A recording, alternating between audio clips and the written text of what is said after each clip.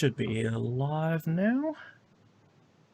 I also told my wife because she's like, "Who the hell are you watching all the sports?" And I'm like, "I don't know. It's just interesting." And I'm like, "Plus, it gives something for me to Moon to talk about in the pre-show." And she's like, "Oh, now I have a name."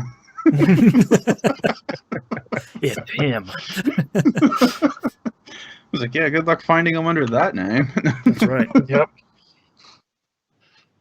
Oh man. Oh, hey, look, my mixer is automatically hosting us. Ha ha. Hey, thanks Moonpier for hosting us on Mixer. All right. All right, you guys ready to start this thing? Yep. Cool. All right, starting in 3, 2, 1. Welcome back to another episode of That Video Game Podcast. I'm your host, Boston, and joining me as always is Moonpier. Titles. Sorry, I have to write down what I'm writing, otherwise I can't write. And the Nymph. Hello. Patreon.com/E1M1, the ones are numbers. You get to get a whole bunch of cool behind-the-scenes early access stuff. We're putting out a lot of audio every week. Like, it's just a lot of the Outcast, the cool before we start going live audio stuff where we kind of sit here and have an uncensored discussion about stuff, what's been going on in our lives in the last week. Random things. That's usually like at least a half an hour every week. So you got last week I learned a brand new wrestling word. This week we're catching up on some of our media, and it is always a good time. And then I get your help paying for the show because the show is expensive. And software is expensive and hosting is expensive. We've never had a hosting outage in the entire almost 13-year history of the show. And that's expensive. So I want to make sure that you get this fine show and all the related programming, and that costs money. So patreon.com/E1M1. Thank you very much if you're a patron. If you're not, go sign over there for $2 a month, but the $5 a month tier is the best one where you get everything. And anything above that is extra appreciated. Speaking of which, at the end of the show, before the titles, I would like to have a conversation with you about another goal, or the goal in question. Okay. We'll go through at the end. And Okay. yeah, if you're thinking that if you like content for your ear holes, Boston has a problem. I'm an enabler. Yep. Nymph is just an innocent bystander in this whole ordeal. I'm just an observer. Rank. Yeah. I want to rank. Patreon.com/E1M1. We got 2 weeks left on our most recent Game Club episode, or Game Club game for Saturday Morning RPG. It's I blew through the thoughts on that thing. It's gonna be a spicy one, guys. I blew through the first of 5 episodes in the game in 35 minutes, so probably not a super long title here, and I have not finished the second one for spicy reasons. But yeah, we're playing Saturday Morning RPG right now. Moonpier, let's talk about what you've been playing this past week. Sorry, a little catch in my throat there. I'm not going to keep talking about that game over and over again. I'm not even going to write it down. No, you don't. Oh, right, cough. Apex Legends cough. Yes. Okay, let's talk about Spengineers. Yes. My new problem game, I predicted it correctly. Spengineers is a problem. Yes. A very serious problem. That's, for anybody who's new listening, that's Space Engineers. Yeah. Which is Minecraft in space, but about 50 times more complicated. Yeah, Factorio also in space? I think Factorio is in space. Yeah. Factorio is in space already, yes. So I built the mining vehicles that fly for me and Rob. And I may or may not be in the process of building vehicles to try and get us into space. I like it. So there's a lot of mining and getting resources and basically trying to plan out without knowing the first thing about physics, trying to plan a vehicle to get me into space. Okay. Because the game has physics and, it's one of those things where I might be in trouble when I point this thing at the sky and try and actually, launch into space. Right. There will be testing. There will be save scumming because I'm not spending another 45 hours getting the materials to rebuild these things I just crashed into the side of a mountain. Right. Yeah. It'd probably be a good thing to stay in atmosphere. That way you at least have a ground to return to in one way or another.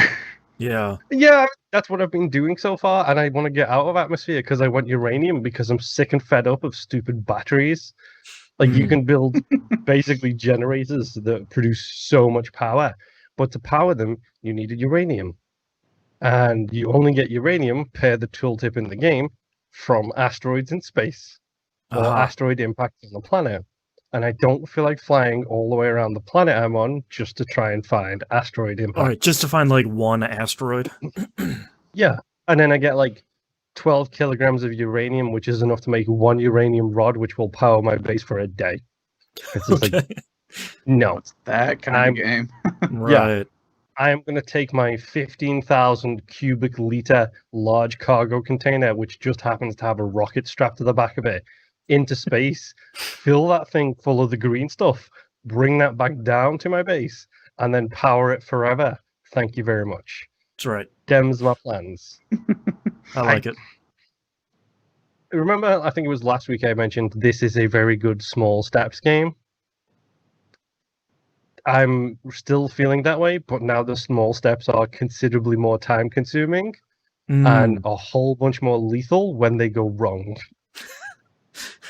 It's not so much that they're time consuming, it's that you're trying to be safe about it. Because I'm pretty sure you could get there and back just by fudging it and making it by accident. Yeah, OSHA ain't not there. gonna lie. Let's go crazy. Yeah. Yeah. I'm not going to lie, I have thought about just building a cockpit, strapping the biggest rocket engine to the bottom of it, filling the inventory with hydrogen, and seeing if it can make it. That's right. Yeah. I mean, Just because. You're basically just describing my No Man's Sky experience of, well, I've made it to this planet. I have no way to fly again. So I guess I'm living here now. Right. My new home. It's beautiful. Yeah. But honestly, like Space Engineers continues to be that perfect podcast game. Like Right. my wife is playing DayZ, she's chatting with her friends, she's going around gathering stuff while they get into fights with people, and I'm just sitting here with my welding torch going while listening to a podcast or Looking six. at work orders. Yeah. Yes. Catching up on my Banffcast, you know. Oh, I need 12 metal plates, and ooh, that was a funny joke. He. And now I need large steel tubes, and go build some of them. Crap, I ran out of iron. Better save the game, get into my flying machine, fly to the mountain. Very, very, very carefully mine with my flying ship thing. Very carefully is an understatement. Like, less than 0.25 meters per second as soon as I'm anywhere near the reach of the floor. You're like you're holding your breath. The test flights went very... All I can think of is like just some thing that's taped together, and the only thing holding it together is the bird poop and spit that you have on it. So it's like anytime you breathe funny, the ship shudders, and you're mining above the corpses of the test experiments. Well, anytime you turn the drill on, the whole front of the mining ship just starts to shake. But the problem with that is when you're like, the gravity is pulling you down towards the core of the planet. Mm-hmm. But when you're on a mountain that's at a 45-degree angle and you're trying to mine into it, your gut instinct is to go flat, then tilt downwards. Mm-hmm. But then gravity is pulling you diagonally into the hole because it's a diagonal slope. Physics is determined to destroy me, is what I've learned from this game. Right. Because every time I try and do something, the ship just starts like rocking side to side, and then you got to correct that, and then you got to correct back again, and then before you know it, you're doing barrel rolls and backflips, and your ship has exploded, and it's time to load the game again because and you I'm got not the mining secret. all You of got that the stuff. secret tape on top of the school. Yes, exactly. Do that sweet 900 on the way. Is your drill ever caught, and then the next thing you know, your plane is actually the one that's rotating around? Exactly. Not yet, but it wouldn't surprise me for a second. If it Yeah. did. There's some weird stuff going on in this game, and it's honestly, for me, it's just a fun switch my brain off kind of game. Yeah. It sounds really good. I'm not going to go achievement hunting in this game. I know I'm not, because it has those types of achievements. But it has allowed me to wash off the daily grime of 2020 from my brain a little bit, which, you know, sometimes that's what you need in video games. And to be honest, it's fun to get Rob in there and then have to remind him every single time we play together how to turn your flashlight on, how to turn your jetpack on. Whereas I'm building these vehicles of magnificence for him, and he can't remember how to walk. And he's like, Jetpack goes brrrr. Yes, pretty much. But it's just been one of those great little wind down games, which I these days I can appreciate, especially like I said, when I'm listening to podcasts, trying to catch up on stuff. Yep. You know, I re-listened to all Systems Goku again. Thank you very much, Boston, for that. Which I'm in the Boo is about to be born in my listening. It's very fun for them to be like, I don't know about these sequence of episodes. It's like, yeah, man. I don't know. That's not a great. Especially because Kai at that point just basically doesn't take anything out. It's the whole show from that point. They don't cut anything at all. Yeah. And listening to the three of them figure out that Bibbidi, Bobbidi, and Boo are three characters, and them go like, "Oh, Cinderella." Is like, Mm-hmm. Yep. So, out of curiosity, by the way, the new wrestling term that we discussed that you learned last week, yes, was that at the introduction of Mr. Satan by any chance? That 100%. Yeah, I thought so. Work, show, and kayfabe were all shoot. Yes, sorry. Work, shoot, and kayfabe were all rapid fire lexicon. Yeah, we're turning a work into a shoot, back into a work. And I'm like, stop, please, please, my brain. That sentence before you finish it, because that sentence is a reference to a hot dog shaped human who tweeted almost exactly that sentence that you said. Okay. Also, for the records, I'm vetoing hot dog shaped human from the title. I didn't even write it down. Yeah, that's not what I'm writing down. Reference in the show. Right. Well, anyway, yes. Other than Spengineers, so I have Game Pass. I have limited funds. I have many games to play. I have 300 which I bought that I still haven't played. Why not just play a new Game Pass game? And for those of you who follow me on Twitter, you get the notification when I start a game, so you know what game I'm going to be talking about now. It's Nier Automata. Yeah. Which I have never played. Oh. We're ready for some real sad boy times here. How much do you know about this game going in? I am aware of a lot of it because I listened to Giant Bomb's Game of the Year podcasts. Okay. However, that was 2 years ago. So Right. I know 9S, 2B, Pascal. That's it, pretty much, is all I remember. Okay. And you know to play it through to the end of ending. Yeah, and then there's an ending, then there's another ending, and another ending, and 15 million endings, and so on and so forth. There are 26 endings. Yeah. A lot of them are very funny, where it's sort of like, oh, you did this thing, you died. That's ending K. It's like, okay. I haven't pulled my OS chip out yet, for example. I know that is an ending.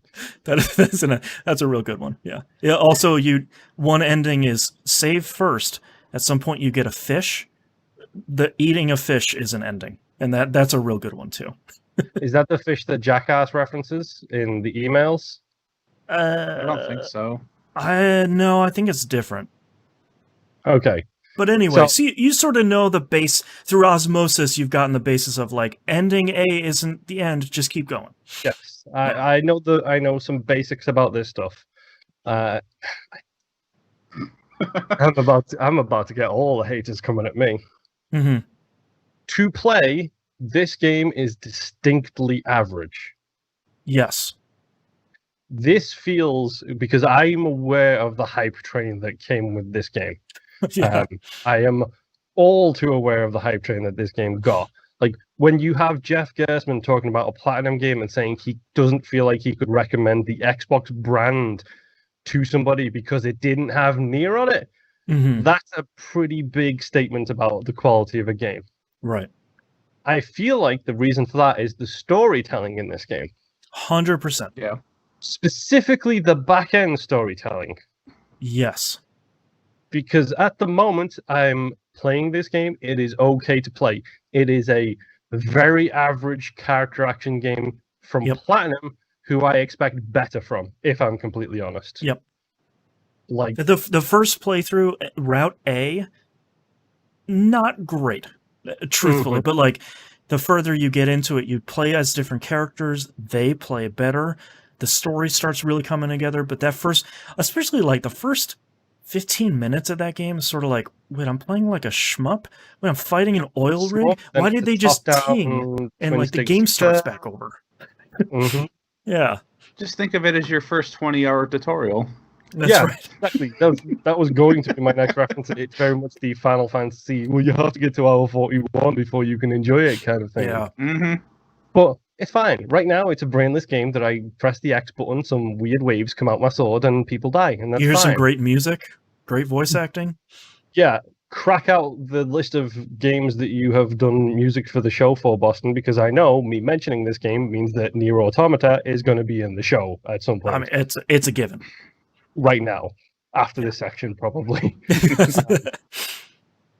The music is fantastic. Here are my notes so far. For the record, I have not beat the game once yet. Sure. What is this game? Question mark. Good question. Yes. Intro to Metal Gear Solid 2. Because I'm sorry, but all I can think about when fighting that first Goliath thing. Colossus, what are they called? The oil rigs? Oh, yeah. I don't remember. It's just a giant oil rig that has a face. Yeah.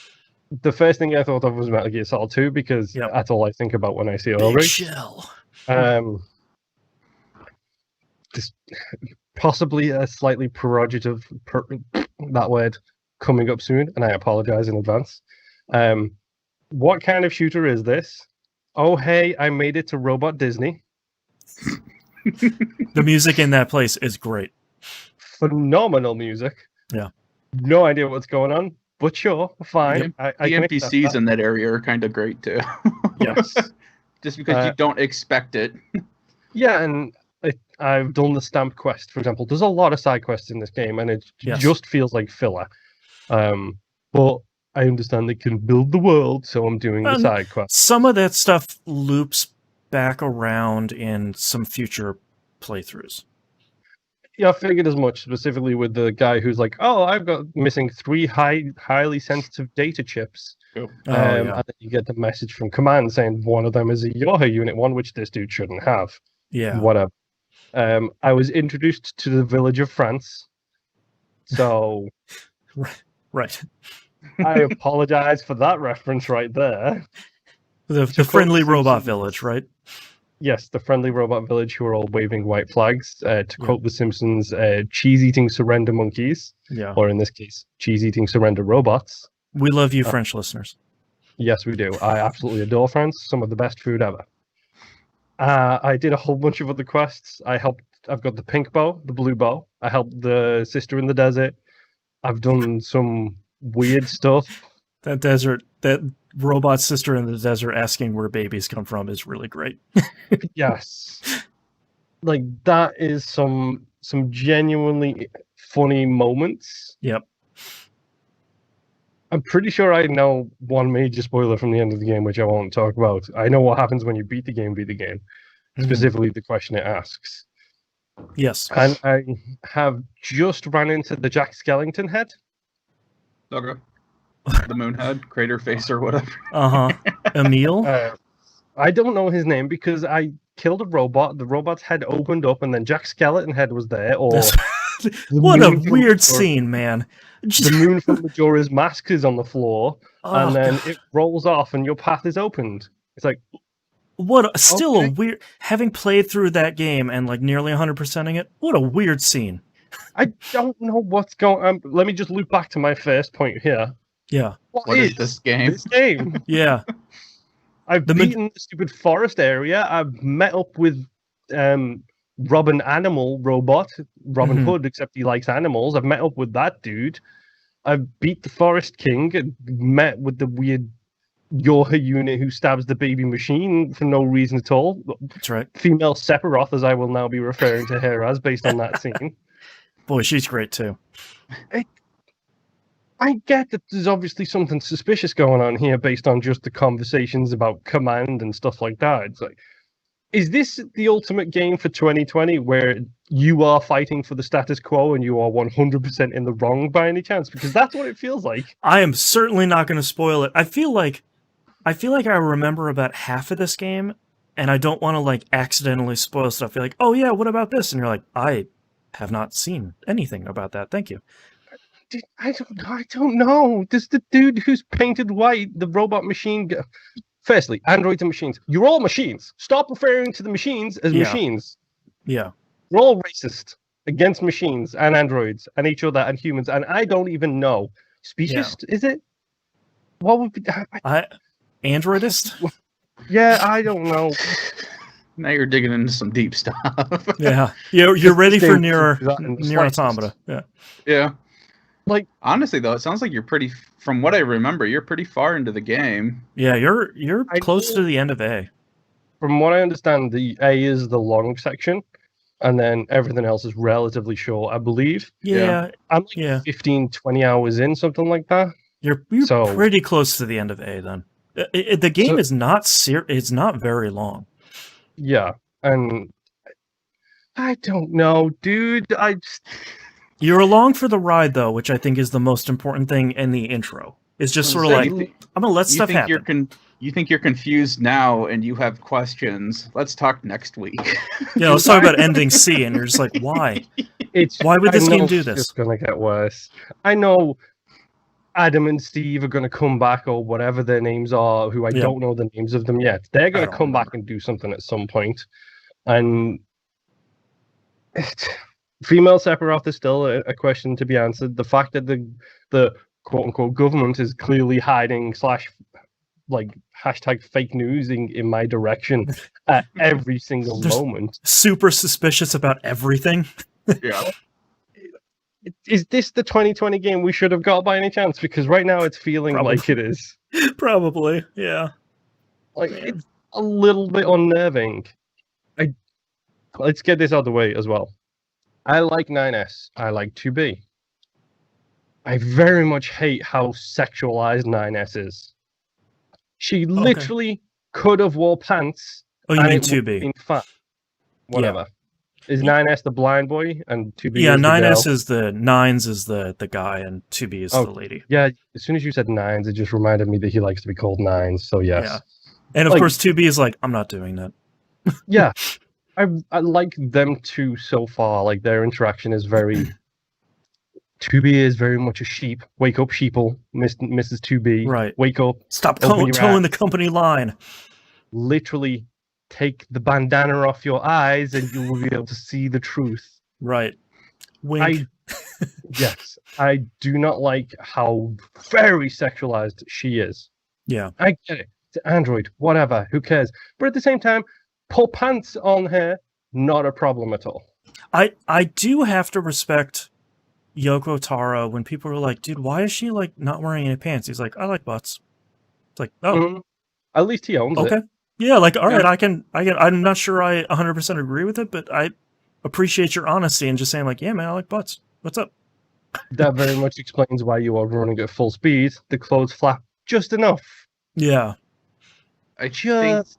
I think there's an achievement for seeing her butt when she climbs up a ladder or something like that. There is, yeah. Jeez. And she like yells at you and kicks the camera or something. Yeah. Yeah. This the same thing that's in Lollipop Chainsaw, where they do the exact same thing in that game as well. Plagiarism. God.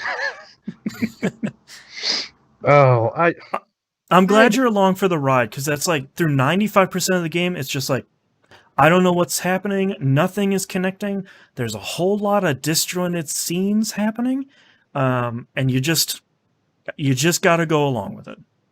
Yeah, honestly, it's going to be a weird analogy coming up here, folks.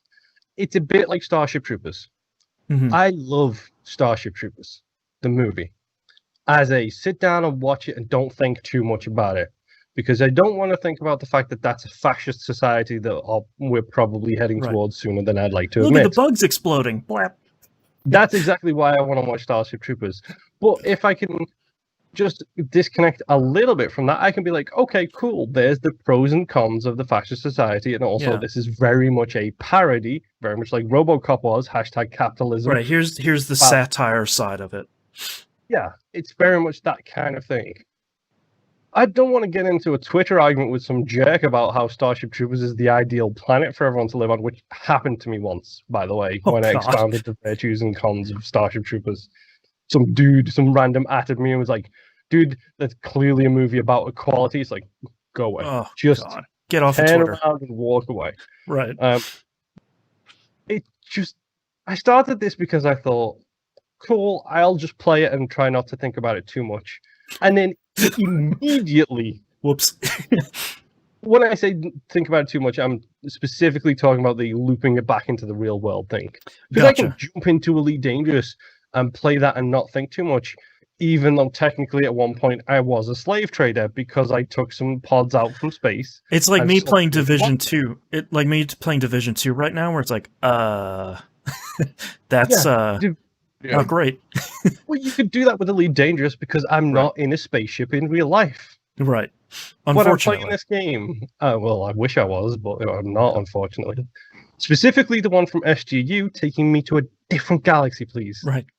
Thank you. Peace, losers. Well, with this, it's like, okay, I'm starting to think about it, but the more I think about the game itself, the more it's looping back into real world situations. It's like the government is hiding something from me. Right. This is very clearly a problem with prejudices between two different but entirely the same cultures. Right. This is clearly BS. Wait, there's aliens in the game too? Sure. I That's thought right. that was propaganda, but there actually are aliens. Sure. Yeah, whoops. Why not? Yeah. The more I play it, the more I think about it, the more it's looping back into real world. And I don't have a problem with that 99% of the time. You want to make me think about my mortality? That's fine. There's a reason I'm not playing The Last of Us 2 right now. Number one, I haven't played The Last of Us 1. And number two, it feels a little close to home to be playing a game about a pandemic right now. A little too grim in hell year 2020. But then I start playing this game thinking, oh, it's androids and machines and robots. It's just like, no, let's just bring up everything that's wrong with the world. How do you feel about dying? It's like, wait, no. And the fact that they do the little champagne glass ka-chink when they kill themselves at the start. Cubes, yeah, just like, sure. tink. It's like, oh, they, It's like, that was, okay, that, all right. It's like, okay, sure, why not? Let me just loop back around really quick. What is this game? What is Firewatch? Don't even go down that rabbit hole. Yeah. But yes, as you can tell, I don't know how I feel right now. That's I'm normal. sure that will change. Yeah. And that's all I've been playing. All right, Nimp, how about you? Well, I didn't have any deep revelations like Moon this past week, but Existential Crisis is probably better. Yeah. Played Call of Duty, played Star Wars Battlefront. You don't have to write those down. Still really enjoying those. I'm really liking the Ewok hunt in Battlefront. That's kind of that sounds like a lot of fun. There's a lot of modes in Battlefront 2 that I didn't realize because I just jump in and hit play all because that's just a button they have at the start screen. So I've been jumping into like all kinds of random things, and they're all pretty fun. Some of them kind of suck every once in a while, but there's just a ton there, and I'm actually really surprised because I think rightfully I wrote it off as a cash grab when it originally came out, but I think it kind of was. Yeah. Yeah. I think since they took out all the pay for stuff, that they actually started putting in more time with the game and really flushed it out. So if you're interested in it, I'd say pick it up because there's a lot of stuff there. Fighting a hero one-on-one when you're just a grunt soldier always ends poorly. Yep. Yeah, nothing good ever comes from that. I can't tell you the many times I've been killed by Yoda and Grievous. I actually had... Okay, so in one map we were on the Death Star. I was playing Empire. I was just a regular assault clone trooper. And I noticed that Yoda was off in the distance, coming in my general direction, but there was a lot of people between me and him. I'm like, not screw this, and I ran. And I ran for a good long while, cutting through corridors and all this stuff, and kind of got lost on the map. And I turned around, and all of a sudden, there was a green lightsaber there, and that freaked me the hell out. Playing the first one, like the first one felt the same, and it turned into an amazing game. And there was something so special about like just being a random goob. You walk into a room, and then all you hear is, yeah, and you're like, boy. red light coming flying at you, and you're just like, oh great, I'm dead. Yeah, which that's cool. I think I think they do a really good job with the hero characters because they are supposed to be more powerful than your general grunt character. So one-on-one, you're not going to win, but it's kind of really awesome when you do see Vader walking down the hallway towards you and you and 20 other people turn around and light him up and take him down. Yeah. Nice. So, Is the squadron battles in it, like the space battle stuff? yes. Okay. Yeah, they've They got all kinds of modes. That was one of my favorite modes in the first one, was the space battles, because you could be the spaceships. And my favorite is they have hero ships in the first one. I'm assuming they're doing this too. Yep. Oh, And wow. there's something really satisfying about that. Of Slave 1 specifically has that very distinctive firing noise. It still has that, and it also has that mine canister which lights up the map. The concussion mine. Yep. That thing's kind of terrifying. But yeah, every hero character, every class, and every ship is its own character. So you're leveling each individual thing by itself every time you use it. Oh, okay. There's so many balls to fill, dude. So many balls to fill. There's a lot of things to unlock for each thing. It's kind of overwhelming a little bit. So outside of that, played a lot of Bloodborne this week. And I finally beat the Martyr Lugaris, who is the boss for... Holy crap. I can't remember the place I was in. And Orlando. No. It'll come to me later. The place I have, Canehurst. There we go. That boss sucked because physics is an issue in this game. So I remember saying several episodes ago, probably at this point, that I cheesed the bagmen because they were too tall to fit into a doorway, and that's how I grinded out a bunch of things. And I said I did this because eventually the game will get me back. And this boss was the game getting me back because you fight this boss on a rooftop, and the roof is slanted. The very top portion of it is flat and level, but everything else is slanted. Okay. And normally that wouldn't be an issue, except for that when you go to counter this guy's attacks, since he's either above or below you, your shots don't necessarily hit him because physics in this game. Right. And even if you are level, sometimes your shots just go right through him. Oh. So that was a massive pain to work around. But the boss has two different phases. Once you drop him to roughly half health, he starts out where he's evading you and trying to get away and does a lot of long range spells. And if you get too close, he has like this burst spell that he does that can really jack you up. But once you drop him down to around half, all of a sudden he changes and he gets right up in your face and he's constantly attacking you. And if you get too far away from him, he pulls out his sword that he's attacking you with and slams it into the ground and leaves it there. And all of a sudden, all these other swords start materializing in the sky and they home in on you. Jeez. Oh, so he pulls a Bleach. Yes. That specific captain I'm thinking of that I can't remember the name of. Yep. I don't remember. Not great. So I managed to get good enough through the first phase where I could take him down to half health without taking any damage from him whatsoever.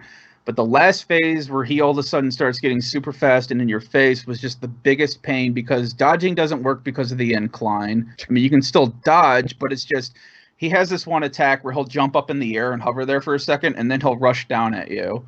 And at that point, you lose your lock on because he's too far away. So you're sitting there trying to constantly dodge because he homes in at like the very last second of him moving. And you can't see him. So you're constantly just dodging all over the place. He cannot fall off the roof because they put up invisible barriers for him, but you can. And that happened once, and that was not great. But yeah, I probably spent 3 hours on just this one boss, and my last time taking him on, I was getting the parrying down. I was still really good with health, but I was running out of Quicksilver bullets, and he was like literally down to like a half inch of health, and I was just like, I got to change my strategy right now, or else this is not going to work. And so I tricked out my weapon so that it went back into a great sword and just rushed him. And managed to just barely have enough stamina to take him out in 4 hits, which is all of my stamina in one, because it was pretty much a kamikaze run of this is either going to do it or it's not. Right. The best kind of run. Yeah. Yeah. And he rushed me. I rushed him at the same time, took him out, and I set the controller down and walked away for a minute because, God, was that just unsettling how close that was. Right. So, beat him. I got the crown that he drops. I unlocked the hidden area. That's within the hidden area. That's within another hidden area. I had to look up a guide on that because I knew my buddy wanted me to get something from this guy, but I didn't know what it was for. And of course, the game doesn't necessarily clue you in on what's happening. So I was like, all right, what do I need for this? So figured that out. I'm now part of some weird cult again, whatever. Checks out. Yeah.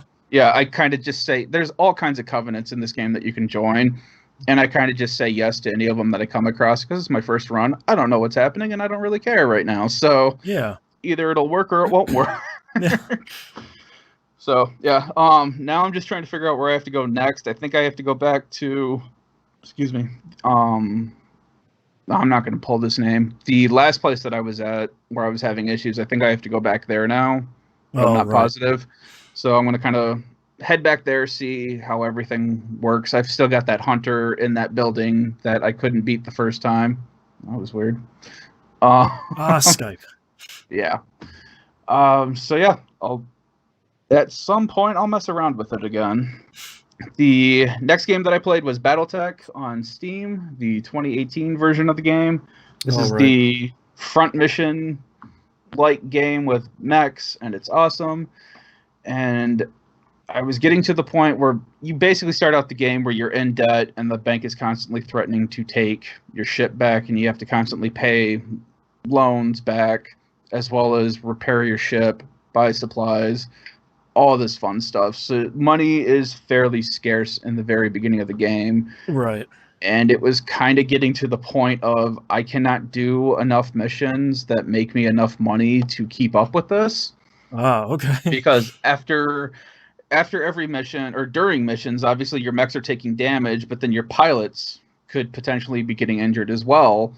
So you have a set amount of days for your things to be repaired, and you also have a set amount of days for your pilots to be healed. Oh, okay. Which means you can't take missions if you don't have enough mechs or enough pilots.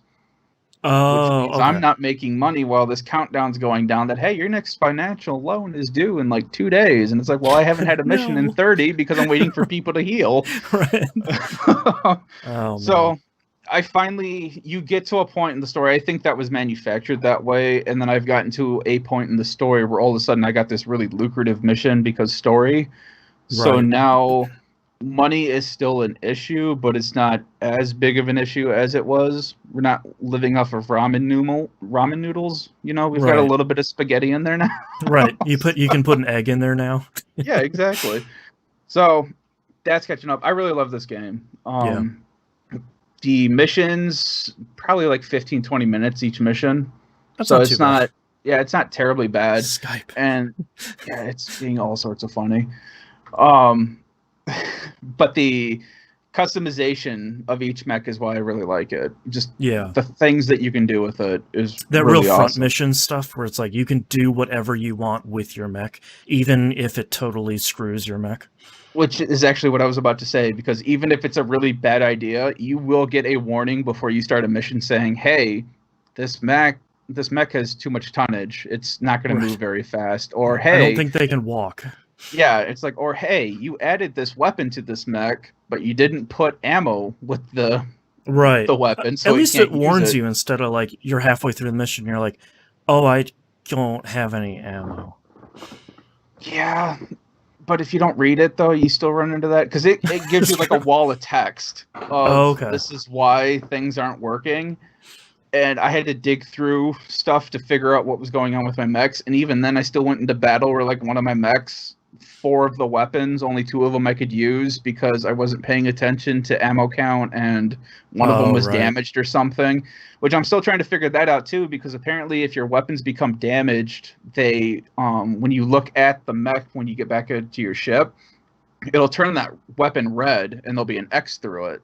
Oh, okay. And I thought you could just repair that weapon, but it does not seem like it. It seems like you just scrap that weapon out, and then you just pull out whatever weapons Just you have in your buy stockpile. a new one. Right. Yeah, or buy a new one. Okay. But I did not know that. I thought, okay, I'll just hit repair all, should be good to go, and then go into battle. No, doesn't work that way. Jeez. So yeah, it's got a bit of a learning curve to it, but it's still a really fun game. I really enjoy it. And then the last game that I played this week was Rocket League with my son and my daughter. I actually streamed a little bit of it earlier today. My daughter was really, really bent on having cat ears, and luckily my son and I have been playing long enough that at some point within the last couple of years we've unlocked cat ears. So now she's we got playing, what you need. Yeah, exactly. Now she is playing with my car, which has copycat paint logo on it, which is basically a cat laying down on it with cat ears on it. Perfect. And that's made her day. Yeah. So, simple things. Yeah, exactly. Yeah. I actually played fairly competently today. Nice. Which really surprises me. I was making goals and saves like I knew what I was doing, even though I don't. Ready for the tournament scene. Exactly. And once again, speaking of tournaments, for some reason, I am still a silver tier player, and he is still a bronze. Weird. And he plays way more than me, so I have no clue how this ranking system works. Jeez. Because I haven't touched this game in months, probably. Right. So, and I know it's not judging off a play style. No, it's probably he plays more and loses more than you do. Maybe, I don't know. Yeah. But I would have thought he would have been silver, platinum if it goes that high at this point, because the kid's good. Yeah. I can say as a proud dad, my kid knows how to play. Right. Yeah. I don't. It goes into like diamond and then grandmaster, I think it is. Oh, jeez. Sure. There's a lot. Why not? So that's all I've been playing this week.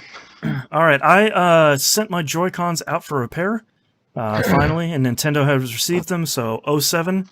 Good luck, little buddies. Nim's got his shipping label. I have to say, I'm really impressed with how I had to do this. Go fill a form out on Nintendo's site. All you really have to submit is a Switch's serial number to say, like, yeah, I have a Switch, and then say what's wrong with it. And there's basically an option for, like, yo, my sticks drift. And they say, all right, fine. It's free. In a couple days, we'll email you a shipping label. Slap that on an old box you got laying around. I had one of the libraries near me had a drop box for UPS. Chuck that thing in there. I never had to deal with a single human being. And then that's good. Couple weeks later, I should have. I'm gonna assume they're just gonna give me brand new Joy-Cons because it's the neon red and blue that like all the Switches come with. So I'm assuming they're just gonna be like, yeah, whatever. Put them in the incinerator. Just send them to new ones. So. Yeah, mine are the original grays that they came out with, so... Oh, okay. Pretty much the same. We're just like, yeah, we got a million of these. Yeah. Give them a brand new one, yeah. Yeah, it's not like I had the special Splatoon type or anything. Yeah, I've always wanted some of those cool colors, especially like the Splatoon neon ones, but I'm kind of glad I don't now, because then they even say when you send them in, it's like, hey, if you got some really rare stuff, we can't guarantee that those ones are going to come back. So... think about it, maybe. So, yeah. Final Fantasy V Forge Out Fiesta 2020. My first run is done. That was... except for 2 boss battles... now? No, run 2. That, except for 2 battles, I talked about the Liquid Flame one with 4 Berserkers before... Everything else in the game was super easy except for that battle and the final boss battle. Because with my group to go over it again, Beastmaster, Berserker, Mystic Knight, Berserker, that's just DPS city. And all you do for every other boss is just win the DPS race, because you can do way more damage than they do faster, and you just motor through that game. The final boss battle is longer than all of the other boss battles by design, so you can't DPS race it. And if you try to, the game punishes you because the boss kind of goes nuts if you take down one part at a time as opposed to sort of spreading damage across it. So I just leveled up to, I think it was level 49 and won the DPS race anyway. So I just when in doubt, grind. Yeah, like I ground my way through there and just kind of took care of it. So that first run was a Chaos Berserker risk run. So I thought for my second run, let's play it safe. And let's do a regular run. And this is every time you unlock a job for each of the 4 crystals, it only gives you the jobs from that crystal. So this is a standard 4-job Fiesta run. I got Black Mage, Time Mage, Geomancer, Dancer. Half okay. Like, Black Mage is a glass cannon throughout the entire game, and Time Mage is fine. Geomancer is bad. It's just like there's no splitting hairs on that one, and Dancer is situationally really good, but for about 95% of the game is actively really bad. So I played it safe and got a really bad group. Yep. And Monkey Senior, from We Rogue Like It, is over there. He said, well, I'm going to do a popular run, which tries to weight your jobs towards what people voted for before the Fiesta ran to punish the people that are doing the kickoff stream. It's basically 4 people compete to see who can finish the game the fastest. He got Blue Mage, White Mage, Blue Mage, White Mage, which is essentially, good luck, you super win this incredibly easy run. It's like, son of a... Okay, fine. So, Final Fantasy V. That game's great. 4-job Fiesta runs until the end of August. Go do a run. It's great. Moving on. I'm playing a game called Pixel Puzzle Adventure. That is Piczle. Pixel. This is on the Switch. What's that? Is this another Picross game? You got it. But this one has a cool twist where apparently this is like the second or third in a series, and I'd never played the original. But what this is actually an adventure game where a bunch of stuff has been removed from the world, and you put that stuff back in the world in like this open world city environment by solving Picross puzzles. You successfully solve the puzzle, and the thing you draw gets placed in the world. The cool part about it is there's a ton of puzzles, but there's some light puzzle solving too in the world where it's like, oh, in the first area I drew a puzzle and it was a tree that had gotten knocked over. It's like, oh, well, I just blocked my own path. I have to go find something and cut it out, or like cut it down. A couple screens over, like the edge of the city, you eventually, outside of a hardware store, you draw a chainsaw, and they're like, that's perfect, that's what I need. Pick that up, cut the tree down, and then you can go solve some more puzzles. So it's this kind of cool little thing where it's not just, here's a screen of 400 puzzles, go crazy. There's a little bit of, a light little bit of extra on top of it. So I think I've solved about 75 puzzles at this point, and I'm not even halfway through discovering the map. So wow, there's a lot in this game. Do we have to have an intervention with you about these Picross games? No, because then you'll have to have one with me about Elite Dangerous, and I'm not looking forward to that. And me about Engineers and Elite Dangerous and Warframe and everything else. Yeah. But we'll just quietly say we all have issues, and we'll agree to disagree. Yeah, we're safe here. And I think the difficulty ramp on these ones is really good. The majority of the puzzles I'm doing now are 15 by 15, but they're not impossible. It starts with 5 by 5 and kind of ramps up pretty nicely from there. But it's really good so far. That's Pixel Puzzle Adventure, and I'm digging it. It's nice to have another Picross game on my Switch. 2 Point Hospital. They have expanded the Superbug network. This is that new feature on the console version I was talking about a couple weeks ago, where you and your non-existent friends on your friends list that are playing this game are working together to fulfill like organization-wide contracts. They've expanded it so you and every other person that's playing this game is working towards large-scale projects. So it's like one node will be 1,000 people need to complete this node to then move to the next node. Okay, so they fixed it. Yeah, and it seems like they might be different projects, but I sort of don't care because like a lot of the projects it was giving me, the first project I got was like this thing that you could place in your hospital that like automatically traps and takes care of moon beasts. And it's like, oh, okay. Like the hot and cold areas don't have them, so whatever. And the second one, I think, was just like a display, like a poster for the hospital. It's like, if I don't complete that, that's fine too. Like I sort of don't care.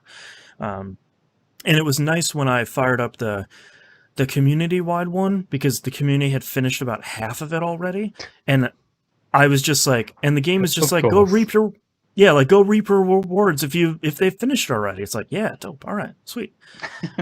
So I haven't played that a lot lately, but that continues to be good and frustrating and terrible and a really great game. So did that come out this year or did it come out last year? Last year on PC, this year on consoles. Interesting. Yeah, so my top 10, considering it this year. Yes, yeah. That's what I would say. That's why I asked. Yeah. Next game, I'm playing Vampire the Masquerade, Coteries of New York. I wasn't sure that there would be a Vampire the Masquerade game that was more for me than Bloodlines, but this is a Vampire the Masquerade visual novel. Oh, jeez. So it's a novel. So it's a book. Come on. Well, so this game's actually really interesting. I think if anyone didn't listen to the last Game Club recap episode where we talked about Vampire the Masquerade Bloodlines, I think one of the things we were the most surprised about with a game that is nearly 20 years old is that it handled difficult topics maturely. And I'm not talking about like video game maturely, where it's a difficult topic. You know, like, I'm going to shoot it to death. I don't feel feelings. But it handled a lot of really heavy stuff with a much more gentle touch than I think any other game in like the last 10 years. Like it did a really good job. Dignity and aplomb. Yes, perfect. Coteries of New York gets close, but I think some of the writing is a little bit of a disappointment because it doesn't have that fine touch that a 20-year-old game had, which is a bit of a disappointment since I think that we were pleasantly surprised about Bloodlines. That being said, it's not bad. It's not offensive. There's just like little things here and there where it's sort of like, that doesn't feel like it's in the spirit of what we just played and what we just went through. Out of curiosity, what platform are you playing it on? Switch. Yeah, Switch. It's out on PC, PS4, Xbox One, and Switch. I just checked. Yeah. It's on everything. Yeah. The really interesting thing about it is most visual novels are static picture, a little bit of music, a little bit of sound effects, and a whole bunch of text. And a lot of choices, and you have the decision tree, and you're just sort of going through it.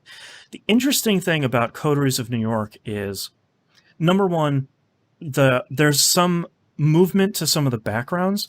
There's like some curtains blowing in the background, like street lights are turning from red to yellow to green. Like there's a little bit of liveliness in the background, but some of the decisions are really interesting.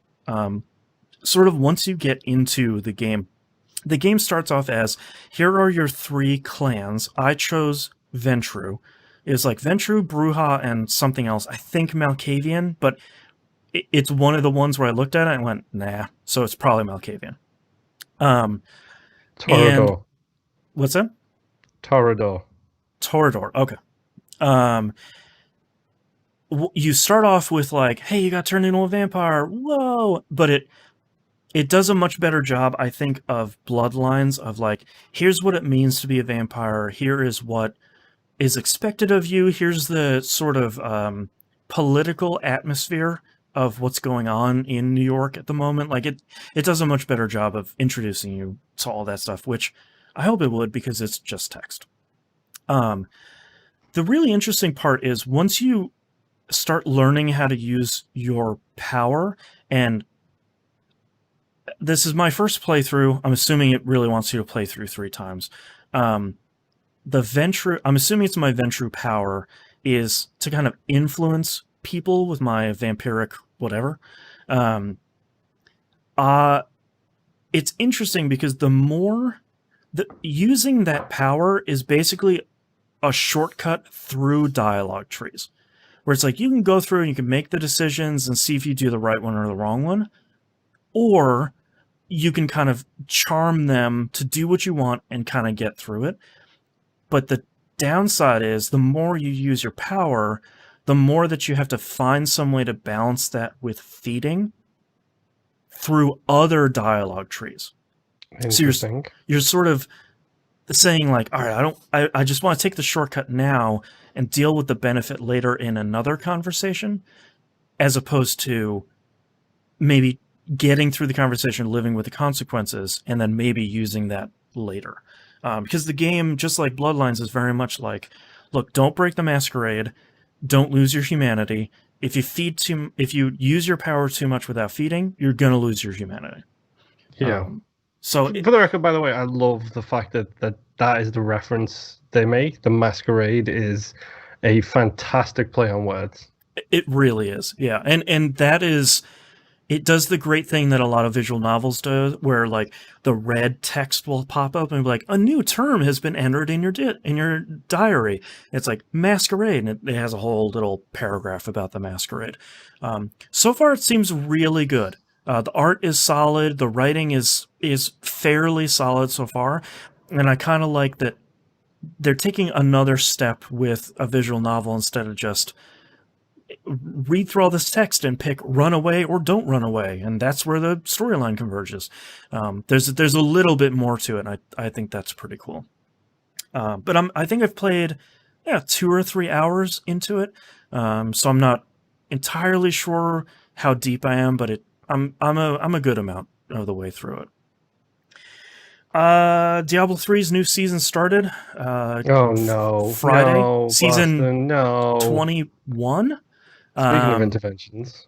Yeah, this season is a little bit disappointing. Last season was really good because it was, Kanai's Cube, where you extract the orange gear's skills and you kind of get an extra set of skills. Yeah. The cube, typically, you can only pick 1 weapon, 1 armor, and 1 ring skill to slot in the cube. Last season was pick whatever 3 you want. You can mix and match across all the different gear types. So it was cool kind of making builds that you typically can't do because of that restriction. This season is just every once in a while an elemental effect comes out of you. So like you'll breathe lightning or fire will roll off of you or a giant snowball will come out and roll over your enemies. It's kind of not great because it doesn't feel super strong in the early game, which is kind of where you want something like this to be strong. And as I continue to level, I'm at like level 57 or something. It doesn't feel like it's getting that much stronger as I get stronger. So it's just kind of annoying more than anything else. I don't know if by the time I get to Torment 10, if it'll be like, oh good, this happened, it'll help me clear out one of these Nephilim rifts or whatever, but like it doesn't seem like it's something super great at this point. But it's still Diablo 3, and it's still really great. So, and Division 2 Season 2 just started. Not a lot to talk about there. I don't know if I talked about the end of Season 1, but they essentially have this... Oh, okay. Well, that's a bummer. Let's recap it really quick then, because the new raid launch, I will never be able to do it. I don't really care. It looks super cool. It will never be a thing I'm going to be able to do. What they introduced at the beginning of season 1 is called manhunts, and it's every 3 weeks a new target appears in either DC or New York, and you have to do a bunch of stuff in a couple of areas, and it's like complete a mission, capture control points, do bounties, typical game stuff, and then clearing all of those areas will give you a bounty for the person you're hunting. You go take them out and you'll get some benefit. It's usually like a powerful named weapon or some cool armor or something like that. In the first season, and that happens every 3 weeks. And they're repeating that in season 2, which is why I bring it up. The season 1 finished with the big bad person. You finished all the other 4 people and then found out the location of the last person. And it initially was a little bit disappointing because the final target was like, go over here and do this mission. It's like, oh my god, I've done that mission so many times. But you go in and they radically changed what happens in that mission, and they kind of changed where you go in that mission. So it was fairly different.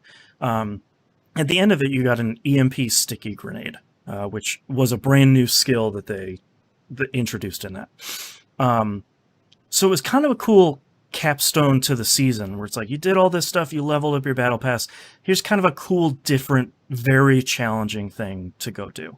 And thankfully, they're repeating that for season 2, and they've made the battle pass much more generous. They've sort of taken out the stuff that is going to be a lot of repeats of what you might have, where it's like, here's a bunch of textiles. You can't even buy anything with those, so they took those out and they replaced them with like gear caches or exotic caches or stuff like that.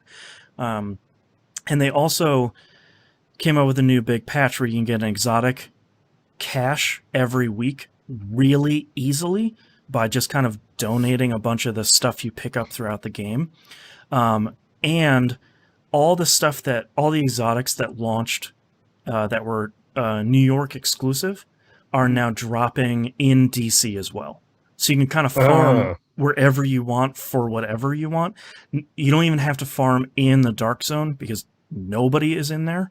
You can just kind of do it wherever. Isn't that the best time to go in the Dark Zone, when nobody else is there? No, because the only people that are in there are people that want to ruin your day. It's not even just like... Oh, so the wrong people are in there. Right, because to me, the dream of the Dark Zone is you're always looking over your shoulder, and there's always like this tense sort of truce between you and the other people that are in there. Where it's like, did he get a bunch of good stuff from this landmark, or should I go rogue and maybe steal it, or should I just worry and just get rid of the stuff that I have that's okay? There should be that kind of push and pull of trying to keep the peace, but maybe breaking it will get you really great rewards. But the people that are in there are people that are camping the entrance to the DZ with stuff that sets you on fire almost immediately. So in the animation of you opening the door, you're on fire and you're dead. So Nice. there's you literally can't even get into the DZ to then get killed by these people. So I'm glad they did it, because I don't mind going in the DZ. It's just no one is having fun in there right now, which is a real bummer. I think the Division 2, just like Destiny 2, is in a really solid spot right now, and neither fan base of either games is happy, which I think is hilarious.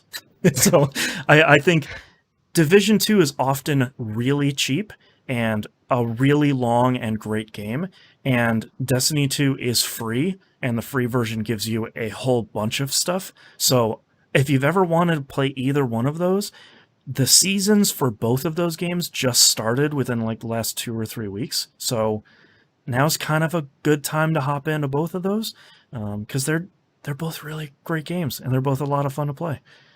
Yep. As we talked about before, sort of if you don't think about it, especially in Division 2. Yeah. Don't worry about the story. It's fine.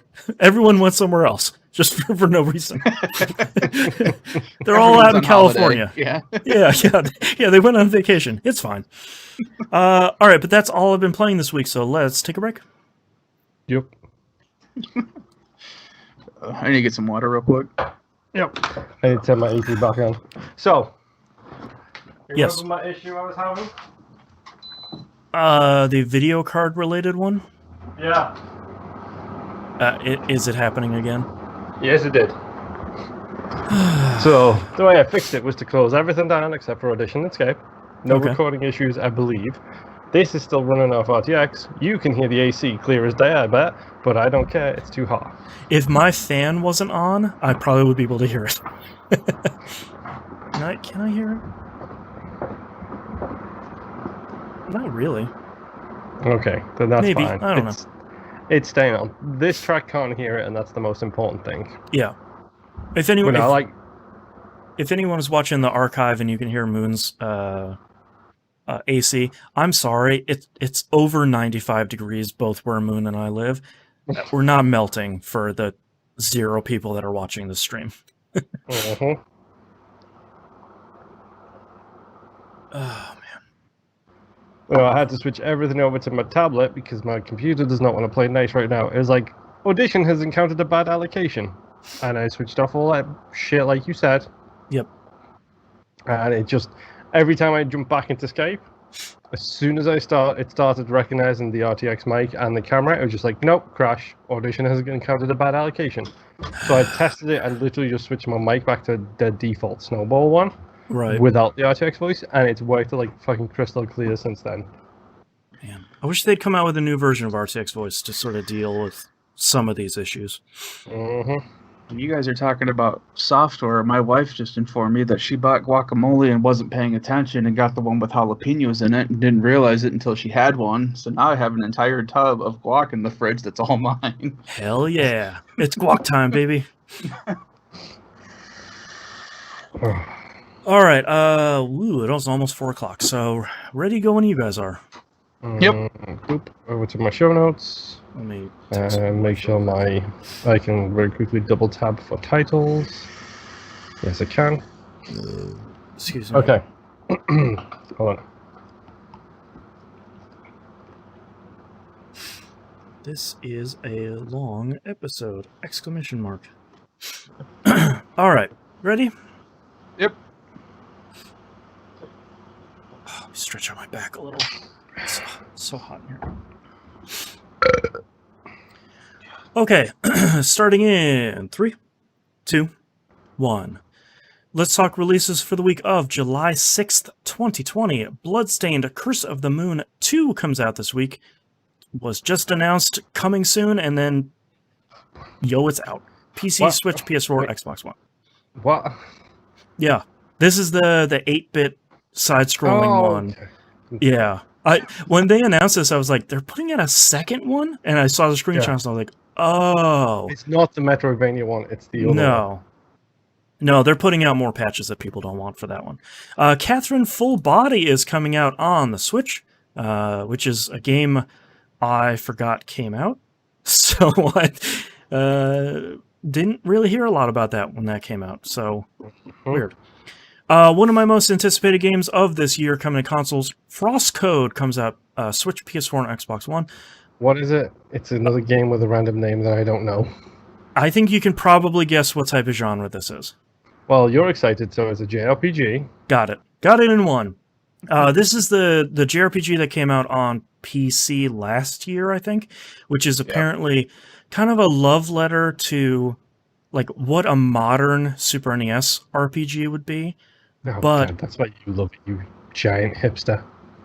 Well, it's one of those things where it's like, it kind of looks like it, but it thankfully doesn't play like it. And apparently the puzzles that are in there are actually challenging, as opposed to like, oh, I put the blue crystal and the blue pedestal and the red one in the red. Oh, I'm a genius. It's not that. It's like, no, man, you got to actually solve a puzzle to get through this dungeon. These screenshots just look like Children of Mana. I was gonna say Yeah. this is made by the same company that did Star Heroine, isn't it? No, I think this is this team's first game. Oh, is it? Okay. Yeah. I believe, but I've been looking forward to this for a while. I'll probably pick this up on Switch when it comes out because it looks really good. A game I am disappointed I forgot is going to come out. Deadly Premonition 2: A Blessing in Disguise comes out on Switch. Swery posted a GIF of the game where someone is bowling, and the frame rate in the GIF is garbage. So it seems like a new Deadly Premonition game. Yep, I was going to say, seems legit. I Yeah. did see the great meme, which was Deadly Premonition 2 struggles to hit 15 frames per second on Nintendo Switch is like a news article, and Deadly Premonition 1's fans all having a party. Yeah, exactly. Yeah, so I'm hoping that this game is bad in the way that made the first one great, but not that it's bad in the way that would make the game bad. If that makes any sense. You want it to be endearing and not horrible. I want it to be like the most B game hidden gem, like the first one was, where it's like, I can't drive this car and I have trouble shooting, and I kind of don't understand what's going on, but by the end of it, you're like, wow, I really enjoyed it. That was actually a really great game, despite it looking like a PS2 game and coming out on the 360. Yep. Is that full price or is it coming out at the half tier? I don't know. I'm hoping it comes out at 40, but I'm I'll not check. sure. Hold on. All right. While Moon's checking that, F1 2020 is coming out PC, PS4, Xbox One, and Stadia. So if you want to get your race on as the real races are getting their race on, you can do that. $50. Okay. Okay. All right. Oh, okay. Sure. Begrudgingly. Yeah. Maybe. I don't know. Maybe. I also F1 2020. Oh, 2020? I'll wait until next gen, please. Yeah. Might From as what I well. understand, 2019 was a hell of a good version of that game. Yeah. But 2020, they've got 3 dev teams in studio now, and one of those dev teams, I'm pretty sure, is just working on the next generation set of games. Sure. So I'm fine. I might jump back into it and start playing the F1 games again in 2021 if Right. we're all still alive at that point. Or like buy a cheap version of 2019 because it probably They're not cheap yet. They're still like almost Yeah. $50. It's like sports games. They don't go down in price until the new hotness comes out. Right. My favorite thing though on the PC version is people have just been modding in all of their own sponsorship stuff. Oh, And great. the Shift F1 crew did a community race, and a whole bunch of people just put the Shift F1 logo on their cars. That's great. All right, let's move on to news stories. Typically on this show, we try to keep things light. I think that some of the ethos behind the show is we like to treat the show as escapism, especially in Hell Year 2020. But It's getting harder and harder in this year of hell of 2020. yeah, a growing number of gross piles of garbage in human form have made that really difficult. It's unfortunate. We were going to talk about that last week, but I wasn't feeling well enough to kind of tackle how difficult this subject is. But basically, and the worst part of it is it started in the Destiny 2 community with one of the largest streamers, was that there have been an incredible amount of allegations against sexism, rapism, predation, just the some of the worst stuff you could do to another human being. These people are doing time and time and time again. And these incredibly brave people are coming out and recounting their experiences and talking about what happened to them and bringing these horrible people and their terrible actions to light. And it's literally, it's every field, it feels like. Yeah, like it started with streamers and now it's comics and movie and professional wrestling and the Pokemon community, which is some of the or Smash, like some of the grossest stuff is coming out of the poor people that have been affected in the Smash community. And there's so much that it would be impossible for us to try and wrap this stuff up. But it's an important enough topic to at least deal with here at the beginning to try and say that the best thing you can do is, when stuff like this comes out, is to believe the people that are talking about it and remove bad actors from your communities. This is also really quick. 2 things I would recommend. Number 1, shut up. Number 2, listen. Yeah. 2 things you have to do before you do anything else is shut up and listen.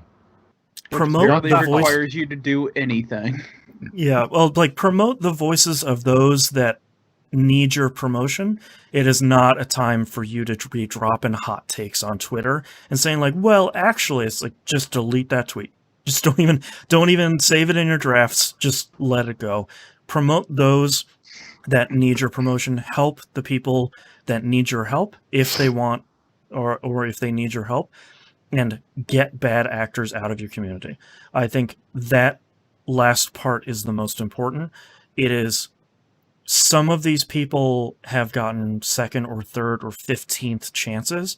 You gotta get them out.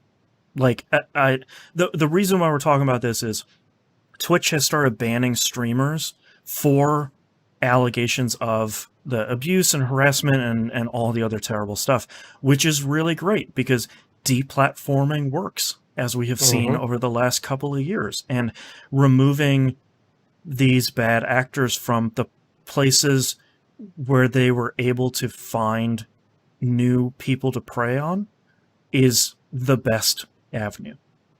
And it is nice to see Twitter and YouTube and Twitch and would be Mixer, but we'll talk about that next. To see all of these platforms just say like, look, we're going to investigate internally. When these allegations stand up, we're going to take action. And I think that's great. Yeah, I will, honestly, from my side of this, I will not believe those companies. Internal investigations can go straight to hell, as far as I'm concerned. Sure. Yeah. If you want a pretty good estimation of how I feel about it, go watch Jim Sterling's video on this. It's about 9 minutes long, and it's one of the most heart-wrenching videos you'll probably listen to. Yeah. Don't even have to watch it. Just listen to it. I also liked how Jeff Grossman talked about it on the Giant Bombcast recently, where it's just sort of like, what place does he and Giant Bomb play in fostering some of this stuff, potentially accidentally, by who they used to be, and how do you come to terms with that? And I think that is really important for all of these industries and all of these communities going forward, is how can you make sure that you foster safe and constructive spaces, whether they're in person or online or however your community meets, because that's really what these communities and these spaces need to do.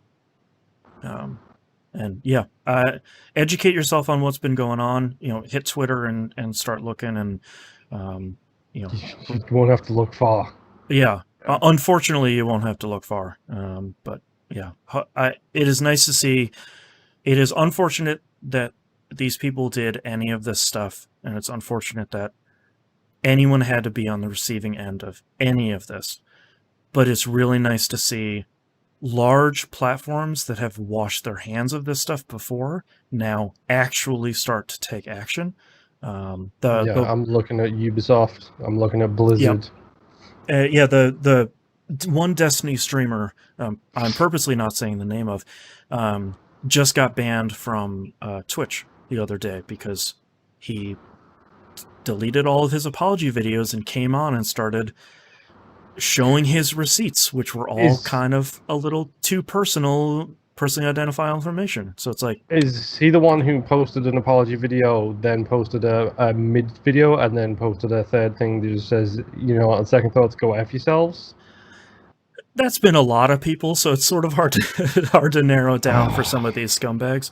But yeah, this is a really hard topic, and it's typically a lot heavier than this show is, but this is one of those important topics where we want to make sure that we address the issue, because it's so large and so pervasive, which is just heart-wrenching. So Yeah, and just as a quick aside, I don't know if we actually ever said it on the show. I know I've said it on my social media. I know Boston has said it on his, and from the show social media too. But I don't know if we ever actually said it into microphones before. okay, But hey guys, Black Lives Matter. yeah, We addressed it in a couple of pre-shows, like a couple of before the show kind of stuff. That's where we stand, and I don't think I'm speaking out when I'm saying this for all three of us. And also Gamergate can go to hell. We haven't said that in a while, but yeah, there was a really good Twitter thread where someone was like, "Hey, I don't agree with Giant Bomb saying Black Lives Matter and bringing politics in," which I'm not even going to get started on. They said like, "Is there any other shows I can listen to?" And someone recommended our show, which thankfully. But if you don't agree with Black Lives Matter, or if you say whatever BS is on the other side of that, don't listen to the show. Get the hell out. Mm-hmm. I don't really care. Go away. That is where we stand. Period. And year of our Dark Lord 2020. That's right. Seems to be the year for the voice of the voiceless, the CM Punk of the world to stand up and start speaking. And I'm fine with that. Bring it on. Make it everybody feel as uncomfortable as you possibly can, because at this point, speaking as a white guy, we need it. Yeah. Period. Yeah. 100%. So let's move on to our next news story, which I was going to say is happier news, but it's not. Mixer is shutting down. July 22nd. Mixer says that, quote, "The time needed to grow our live streaming community to scale was out of measure with the vision and experiences that Microsoft and Xbox want to deliver for gamers," end quote. So that's the first half. Let's address this first half real quick. Mixer not catching in the live streaming world is not surprising. Mm-mm. I think it's disappointing. It's understandable that Microsoft is going to pull the plug and not continue to just dump cash into it like they normally do, because the viewership on Mixer was never got within a percentage of stuff like YouTube and Twitch. I think I saw the stats. I think Twitch was something like 635 viewers to every one streamer. Yep. And Mixer, on a good day, was 3 to 1. Yeah. And it was doing like 0.2% of watch time month over month compared to Twitch. So like just not even in the same league. I'm disappointed because I loved the integration to Mixer with the Xbox One's whole OS. It's not even just the dashboard. It's streaming from within games, integrating Mixer into stuff like Forza Horizon 4, being able to watch stuff just on the dashboard without having to fire up the Mixer app. I think that stuff was really great. But it's understandable that, especially with a new console launching, and assuming that Microsoft and the Xbox division are going to be taking a loss on that new console for a considerable amount of time, like they usually do, having this giant black hole of cash over here wasn't going to work. Mm-hmm. The real surprise of it there's two real surprises here. So maybe even 3, depending on what he's about to say. Yeah, go ahead. My first surprise, I'll bring up the 2. My first surprise is which Dark Lord they're moving all of this over to.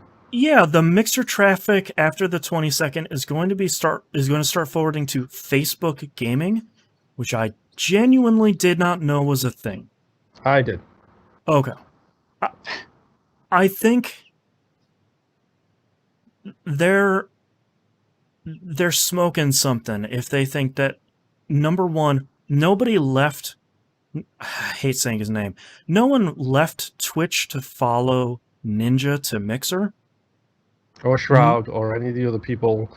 Yeah, no one. They just move platforms. Yeah, they just found another streamer on Twitch because there's 50 million of them. Yep. And they're not going to follow anyone from Mixer to Facebook gaming, especially when the core target audience of streaming sites don't have a Facebook account. Or, like me, actively hate Facebook. Right, because a lot of the market for streaming sites, especially for Twitch, skews much younger, obviously, than we are, but it's like that 13, 18 range. None of them are going to have a Facebook account because Facebook is for old people, which it is now, unfortunately. What was the second? Think about the people you get in touch with on Facebook. It's not your younger brothers. It's not your younger sisters. It's your mom. It's your grandparents. It's my older relatives. Yes. The second real dark, shady move here was the notification that they gave their employees over at Mixer. Oh, I forgot about that. Yeah, a lot of them found out the same day it was announced. Yeah, found out from the press release. And a lot of streamers found out the same day it was announced. Yeah, doing a lot of people real dirty. I understand that shutting down anything is really tough. I know a lot of people said, like, so what, the streamers didn't get noticed? No, people run Mixer as a company. Yeah. The dummy. Like, that had actual, like, professional human beings working for it. So, like... Yeah. Well, number one, yes, the streamers didn't get noticed. Number two, the teams who actually work at Mixer didn't. Right. Number three, who did? And who got them big, fat end-of-contract check payouts? The top 2 Mixer streamers sure got their contract paid out all at once. And a lot of other Mixer streamers did get their contracts paid out at once, but they're not $30 million worth. They're not $10 million worth. So they're making a payday to then go build their fan base up on Twitch from the beginning, which is not great. That was actually... it's not going to be from the beginning anyway. But that was kind of the biggest issue, is that there are a lot of people that are partnered, are affiliated with Mixer, who were getting an income from it. That was their job. Yeah. There's actually 3 people that I moderate for that was extra income that they were getting. One of them is disabled, and that was his main source of income besides his disability. And the other 2 were using it to help pay off bills that they couldn't afford. Yeah. And now they're having to start from scratch on Twitch because nobody wants to go to Facebook. Yeah. So it was kind of basically a big kick in the butt, and told them, okay, that's it, we're done. Yeah. The community dev teams over at Mixer, like, I've seen some of them people who work for Mixer at the community level to try and build this brand. And some of that, like, a couple of them are blaming themselves for this not being good enough. Right. Like, for failures on their part. It's like, no. It's no way in hell is any of this on those employees, those teams. This is on the big wigs thinking, how can we make this bigger? Writing fat checks before and afterwards. Right. And not thinking of how to do it naturally and better. Yeah. And Twitch really just having that momentum. Yeah. And like if you're not on Twitch, people just really aren't watching you. Yeah.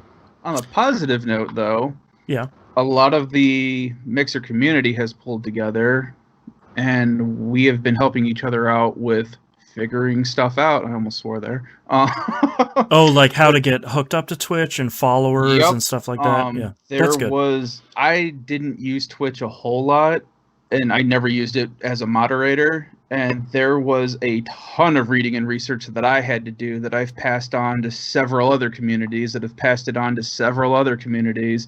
Nice. And we're all still figuring stuff out, but it's been really awesome seeing the Mixer community getting together to help everyone else get back on their feet to try to get ahead of this and try to get their stuff together. That way they're ready for when Mixer goes away. But if you notice, if anyone ever logs into Mixer anymore, 99% of the streams are just people with their streams up that just says, hey, come to my Twitch channel.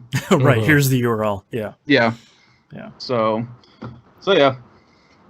All right. Well, let's long mixed screens. Yeah. Let's blow through a lot of these other news stories because I want to make sure we get to questions. Hitman 3 will let you import previous games, locations, and equipment. You can import all of the locations from the previous 2 games, and it sounds like they'll be updated for the new game. I'm not sure if that means graphically or if they'll be making some like changes to make sure that it flows with whatever's in the in 3. They will be, because they did the exact same thing for 2. All Okay. of 1 stuff goes into 2, except you can use the new mechanics from 2 in the level in the 1 Great. maps. Equipment also includes outfits, most importantly. So the Sheik rides again in Hitman 3. Horizon Zero Dawn hitting PC on August 7th, 2020. It includes the DLC, does ultra-wide support, which is probably just going to look so good, and includes a ton of graphical enhancements. I think it also, because PC gamers are crazy stupid about this, I think it also includes an FOV slider, so you all can shut up about it finally. One of the craziest news stories in 2020, and the first time this has happened in the industry, Amazon's Crucible has been so poorly received, they are unreleasing it. They're taking it from released to closed beta. Oh, that's right. Okay. Okay. Yeah. I think about that. Didn't Valve just do this with their stupid card game? So that's the difference. If you look at Final Fantasy XIV and Artifact, the Dota card game, those were both still live and like you could play them. They're removing this from stores and reverting it to closed beta. So it's no longer available while they relaunch it. Yeah. Interesting. Wild. 2020 is wild, dude. Movies get patches. That's right. Games get unreleased. Cats and dogs living together. Last news story here, probably the most important news story of 2020. The Dead by 100%. Daylight developers have responded to allegations of them nerfing Pyramid Head's butt. They say, quote, "I can confirm while our team did continue to polish Pyramid Head," phrasing, "his butt remained untouched. The apron covering his body was modified, which might create the illusion that his body was also changed. We leave it up to our players to discuss at length whether the change in garment has had a significant impact on his butt and how that will affect his performance as a killer." End quote. Phrasing. Yeah, phrasing. Best news story of 2020. Thank you so much, Dead by Daylight devs. Dead by Daylight devs are insane, and I love them all. You guys are great. All right, let's move on to emails. Stephen D says, "Hey, love the show. Hearing you guys discuss Ark brought me back to when I spent 100 hours plus playing every day after work. Went on vacation for a week, and when I came back, I had logged back in, and everything was gone to inactivity for too long. Have any of you experienced anything like this, losing a save file because it was corrupt or a memory card going bad?" I've had it with several mobile games when I've changed phones, and Yeah. they've specifically when I've changed genres of phones, if I can use that terminology to describe the Apple versus Android divide. I went from the Android side to the Apple side, and the Star Wars game, I wish I could remember what it's called. Galaxy of Heroes? Thank you. That's the one. That game, I was like 5,000 hours into it, and then when I switched from an Apple to an Android, it didn't have any way to transition my save across. Right. Thanks, EA. Man. So I basically stopped playing that because I didn't want to start all over again. I had one memory card lose about 5 years worth of WWE custom creator wrestlers for like SmackDown versus Raw 2000.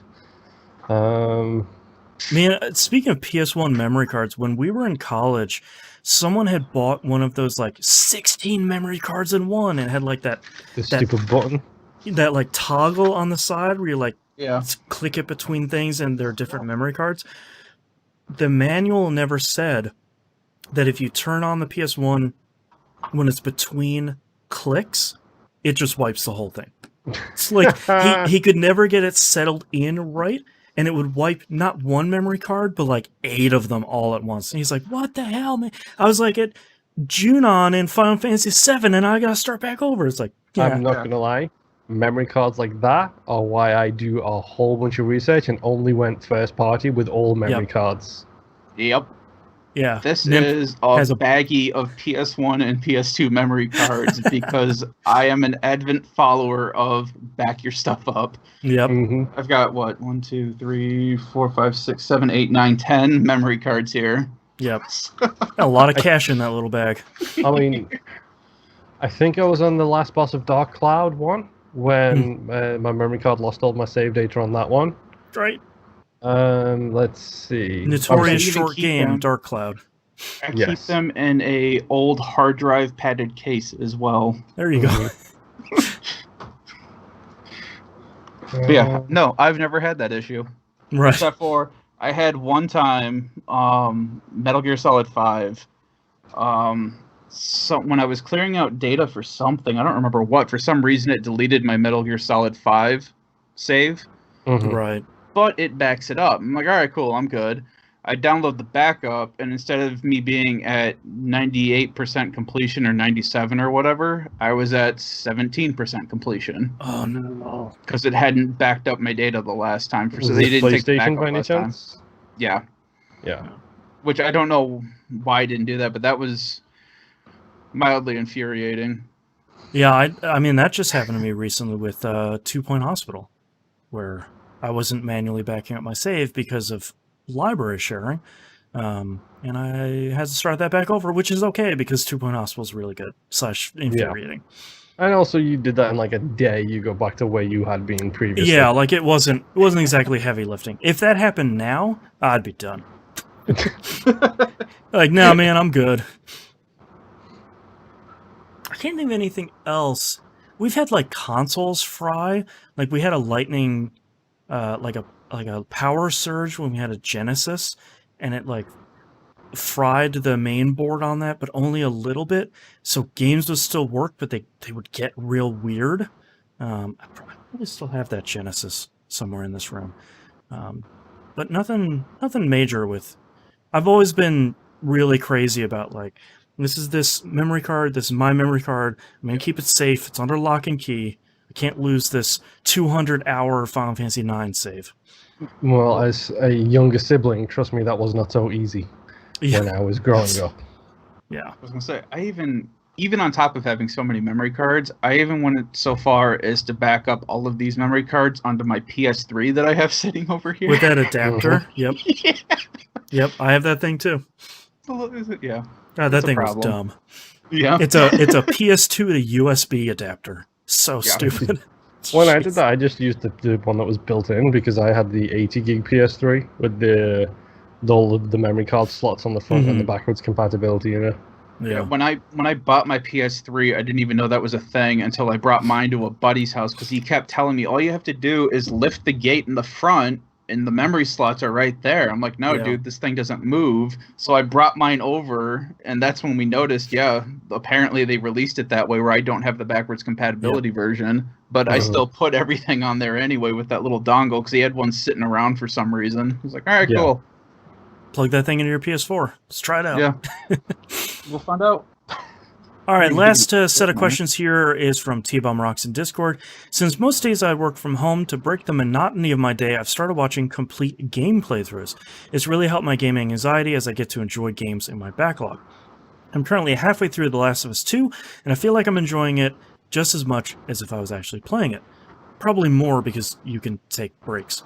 My question is, what types of games do you enjoy watching almost as much as playing? And he has a couple other questions here too. Okay, we'll start here, nice and quick. I don't. Yeah. The only time I will watch other people play games is when it's a group of people I enjoy the interactions of. Right. When it's more about not so much the game, more about the people. The Achievement Hunter crew have done some fantastic things in Minecraft throughout the course of the years, and they've done a whole bunch of videos, but that's not about the game. It's always about the people. Like I watch Northern Lion play Binding of Isaac every day. He uploads a new Binding of Isaac video every day, and like half of it is watching him get out of bad situations he's put himself in the game, and the other half is just this really crazy stream of consciousness he goes through for like 20 to 45 minutes. So like half of it is the game and half of it isn't. And I sort of don't watch people play a lot of games either, not out of any like, not saying Moon you're doing this, I'm not like drawing a line in the sand where it's like I'll never watch someone play a video game, but for me it's usually I would rather use that time to go play something I'm playing right now, like the in the balance between watch someone play Last of Us 2, which I'm super not interested in, or go play more of Coteries of New York. I'll just go play the thing. You know, that's where I would rather, on that equation, that's where I'll come out on probably 9 times out of 10. I mean, he brings it up as like a breaking the monotony kind of thing. That's where I went to podcasts. Or Giant Bomb quick looks. No, I'm still like 2017. I'm up to now. Hey, almost. You're making it. 3 years of videos to catch up on here. You got it. But no, I will go to podcasts. Like doing laundry, doing dishes, doing chores around the house. Like this weekend, I went a bit crazy and did a whole bunch of cleaning over this weekend. Like sweat dripping off my face, kind of hot weather as well. Right. And the whole time, I've just got my headphones in. I'm just listening to a podcast, and I'm letting my brain do the thinking about the podcast while my body is. Yes, boys. Mondo cool. Mopping up the bleach. Yes, exactly. Yeah, I don't really watch anything that I'm interested in eventually playing. I don't ever watch anything for it. Yeah. If I'm going to watch something, it's going to be a game that I don't care about, but just kind of have a passing interest in what other people think about it. Yeah. So, yeah, that's about it, really. Plus I've seen some really crazy games where I'm like, this game sucks, and I'm glad you're playing it, not me. Yeah, like a lot of times I'll watch some like Destiny streamers. Like I watch Dado mostly because of his interactions with his community, so that's not so much about the game. And like I like watching them run raids, but like I watch Leopard Stealth, who plays Destiny 2, but what he does is a lot of soloing incredibly difficult end game content. So it's not just like, I'm playing through Destiny 2. It's like, no, I'm going to beat my head against the wall now I'm on run 55 and I messed it up and I tried to do a flawless. Like, that's the sort of stuff of Destiny. Yeah, exactly. Like, that's the sort of stuff I think I'd rather watch. Either it's focused on community interaction, sort of having fun, or it's this like laser focused kind of specific end game stuff. Yeah. And I think we answered all of his other questions throughout what we were talking about, but his recommendation is Fightin' Cowboy, no G on the end of Fightin', would be mine because of how in-depth he goes into Souls type games. That is a good one that I like watching every once in a while. Like lore. I love lore stuff. Like if you're gonna do that, like not watching the game per se, but go check out the history of the vaults for the Fallout series. Like there's somebody who's done, I can't remember who it is, but they did an entire YouTube series about what every single numbered vault is. That's great. What every single experiment within those vaults is. That's really good. Or if you just want to watch like a stupid 2-minute video, type in biggest video game worlds, and there's like a bunch of videos that show you scales of, hey, from the beginning of video games to current, what's the biggest, how big is it? The last one I'd watched was somebody, they'd actually gone through and had a picture of the world map, and then it would rotate out to the next picture, and you could see how big that was, and it kept going and going going until you get to Elite Dangerous, which is basically a map of the Milky Way. That's cool. All right, that's all of our questions, and that's our episode for this week. Thank you very much, everyone, for listening. You can visit us at tvgp.tv. Everywhere to find and follow us is on the right-hand side of the page. Patreon.com/E1M1. The ones are numbers. You get great audio every week, a lot of it now, and I get to get a little bit of help paying for the show. So thank you very much, patrons. If you're not yet a patron, go join over there. We're not one of those places that takes down content, so you can join up and get hundreds of episodes. If you want to listen to something while you're playing Space Engineers, you just start at the beginning of the Patreon feed and you're listening for a while. Yep. We already talked about Game Club at the top of the episode, so I think we are done. We'll see you all next week. Bye. Bye. Somber Foghorn this week. That's right. Ooh. Okay. Nip. I was Before- in the Patreon moon. Oh, thing. so yeah, you got something first. Sorry, go ahead. Okay, so we talked about how, what was it? 100 patrons and you will play Resident Evil, I think Something it was. like that, yeah. Okay. Ideally, let's say 100 patrons at the $5 tier, because we can't put up separate goals for number of patrons versus the total amount. Mhm. So I'll meet you in the middle here. 100 patrons, $5. Ideally, for every single one of them. It isn't going to happen, but that's fine. That's $500. We divide that by 2. $250 per month should be the next target goal to get Boston to play Resident Evil. I think we're about halfway there. So raise your patronage, tell your friends, $2 or $5. It all makes a difference. And Boston has to update the patron page to the new goal of $250 to have him stream Resident Evil. Can't remember. Was I shipping you my VR headset, or were you getting your own? Neither. RE7 Patreon. Okay. Okay. I figured that was a good middle ground. I like it. I'm picking up what you're putting down. I'll put it on the Patreon page probably tonight if I don't forget. And then if I do forget, probably don't never, you worry, and you'll I remind will me next harass week. you until it gets on that Yeah. patron page. I would do it now, but RTX voice doesn't like when you make your computer do anything, and I don't want to sound like a robot. I noticed, weirdly enough. Yeah, weird. All right, Nip, hit me with your titles. Okay, I have Them's My Plans. Jetpack goes brrrr. Work show kayfabe. What is this game? Kayfabe. Work Okay. show kayfabe. Hey, we're all Thank you. learning. We're all learning here. I don't really care. All systems TVGP. Yeah, what is this game? Female Sephiroth. When in doubt, grind. And I don't feel feelings. I wish.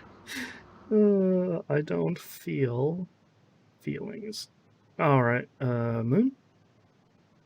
I'm an enabler. Then I saw her face. Now I'm an enabler. There will be Copyright strike. tests. The green stuff. Vehicles of magnificence. Jetpack goes brrrr. Built the world. Female Sephiroth. What is this game? Village of France. I played fairly competently. Giant hipster, and I know it's going to get vetoed. Polishing pyramid head. Veto. Yeah. It's got a great literance to it as well. It's What about- Got a good flow. What about impacting his butt? Wait a minute. That's not better. All right, I have There Will Be Testing, The Daily Grime of 2020, Them's My Plans, Jetpacks Goes Brrrr, I Don't Feel Feelings, and What Is This Game? Honestly, Jetpack Goes Brrrr takes it for me. Yeah, I really liked that one. Okay. I circled it. I'm ready when you guys are. I'm ready. It is 3 axes, isn't it? It's not 6. It's 3 axes, 6 directional movement. Yes. Okay. I'm Good? ready. Yeah. Okay. Ish. A little light physics just to get us started, warmed up. Yeah. All right, starting in 3, 2, 1. This is That Video Game Podcast, episode 663 for July 6th, 2020. Haha, Jetpack Goes Brrrr. Now there's 6 directions to watch for. Zip, zoom, straight to the moon. All right, thank you so much, everyone, for joining us live or watching the archive. We love you. Bye.